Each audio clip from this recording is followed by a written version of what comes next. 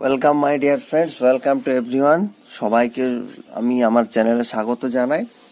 তো আমরা রিজনিং এর কোয়েশ্চেন আলোচনা করব। আগে দেখো, রিসেন্টলি আমরা ব্লাড রিলেশন বা রিলেশনশিপের যে কনসেপ্ট হয় সেগুলো আমরা আলোচনা করেছি।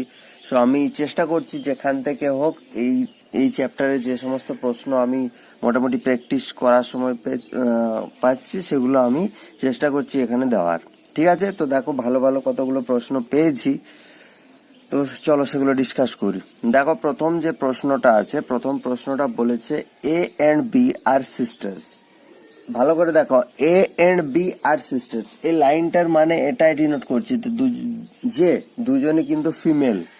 এ এন্ড বি আর সিস্টার্স, তাহলে এই হলো এ, এই হলো বি, দুজনেই সিস্টার্স মানে দুজনেই ফিমেল। আমি মাইনাস সাইন দিলাম।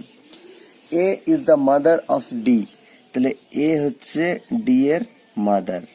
ঠিক আছে, তাহলে এ যে ফিমেল তার আমরা দুটো ইঙ্গিত পেলাম, একটা হচ্ছে বোথ আর সিস্টার্স এটা বলেছে, এবং ডি এর মাদার হচ্ছে A. B has a daughter C, তাহলে বি এর একটা ডটার আছে সি, তাহলে ডটার মানে ফিমেল।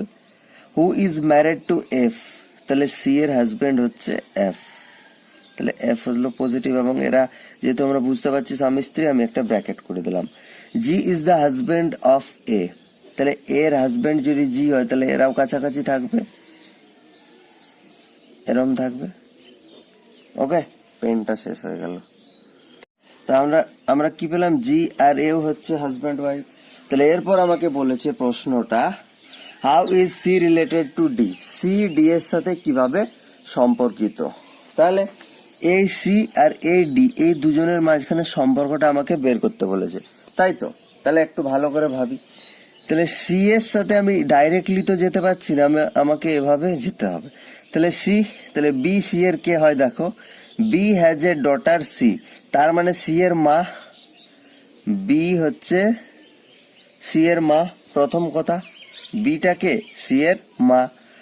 আচ্ছা, বি এর বোন হচ্ছে, বি এর বোন হচ্ছে কে, এ, এ আর বি তো বোন বোন, তার ছেলে হচ্ছে ডি, তার মানে দেখো A is the mother of D, মানে ডি এর মা, ডি এর মা তার বোন মানে ডি এর মাসি, মাসির মেয়ে হচ্ছে, ঠিক কিনা, মাসির মেয়ে হচ্ছে। How is C related to D, তাহলে ডি এর মাসির মেয়ে হচ্ছে সি, তাহলে মাসির মেয়েকে এখানে যে অপশন গুলো আছে কাজিন বলবো।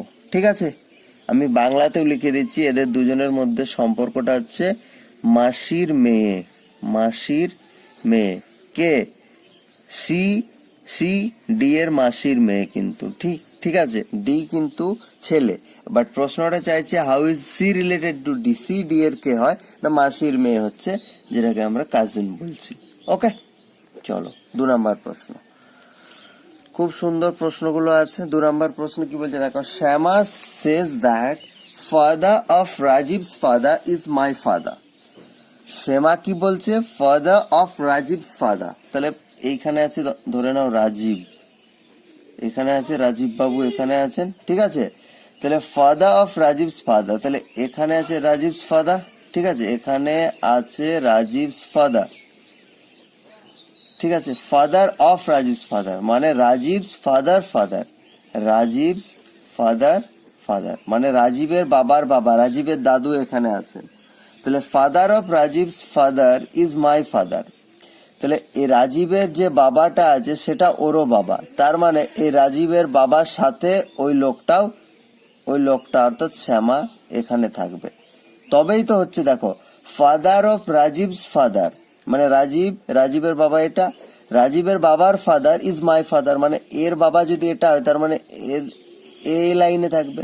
How Shyama is related to Rajiv, তাহলে রাজীবের কে হচ্ছে গো, রাজীবের বাবার বোন মানে কে হচ্ছে, পিসিমা হচ্ছে। দেখো, ফাদার সিস্টার্স বলেই দিয়েছে, ঠিক আছে, পিসিমা হচ্ছে ডাইরেক্টলি তুমি দেখতে পাচ্ছ বাবার বোন।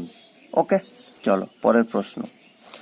পরের প্রশ্নে বলেছে ইফ পি ডিনোটস, আচ্ছা এইখানে এটা আগে আমরা লিখে নিই, 16 কিউ 12 P 6 R 5 S 4, এরপর দেখো আমাকে প্রশ্নে কি বলেছে, যেখানে যেখানে পি আছে তার মানে হচ্ছে ডিভাইড ফর্ম, ভাগের চিহ্নটা, যেখানে যেখানে কিউ আছে সেটা হচ্ছে গুণের চিহ্ন, যেখানে যেখানে আর আছে সেখানে প্লাস, যেখানে যেখানে এস আছে সেখানে মাইনাস। চলো আগে লিখে ফেলি।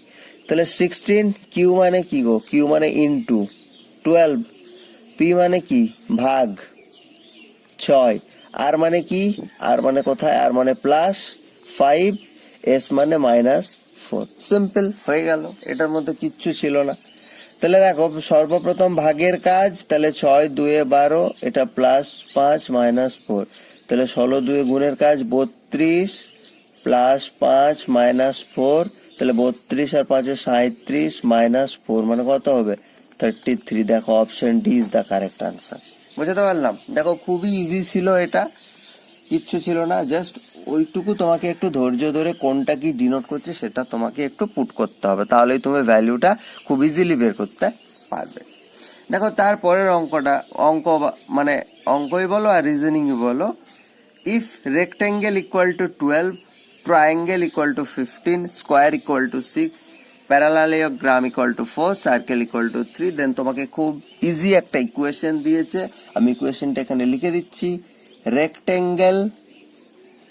Rectangle plus square, rectangle plus square divided by triangle, এটার ভ্যালু বের করতে বলেছে, তাহলে রেক্টেঙ্গেলের ভ্যালু এখানে দেওয়া আছে নিশ্চয়ই, রেক্টেঙ্গেলের ভ্যালু দেওয়া আছে এখানে 12, স্কোয়ারের ভ্যালুও দেওয়া আছে, স্কোয়ারের ভ্যালু হচ্ছে 6, ডিভাইডেড বাই ট্রায়াঙ্গেলের ভ্যালু কত, ট্রায়াঙ্গেলের ভ্যালু হচ্ছে 15।